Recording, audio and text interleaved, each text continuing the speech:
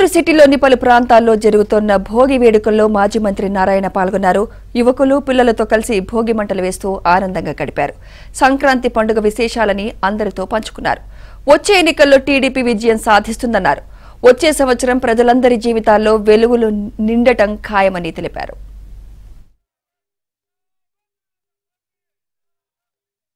యాక్చువల్గా ఏంటంటే ఇంట్లో ఉన్న పాత వస్తువులు పాత సామాన్లు ఏదైతే ఉంటాయో అవన్నీ భోగిలేసి కాల్చేస్తే ఆ రోజుతో పాత అనేది పోయి మళ్ళా కొత్త అనేది ప్రారంభమవుతుంది అనేది యాక్చువల్గా దీని యొక్క కల్చరు. ఈ యొక్క సందర్భంగా నేను అందరికీ ఒకటే చెప్తున్నాను, రాబోయే ఏప్రిల్లో ఎలక్షన్ జరుగుతున్నాయి.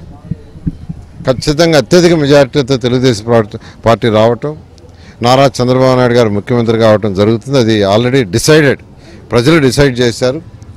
ఖచ్చితంగా ప్రతి ఒక్కరి యొక్క ఆదాయాన్ని రాబోయే 5 సంవత్సరాల్లో రెండింతలు చేయటమే తెలుగుదేశం ప్రభుత్వం యొక్క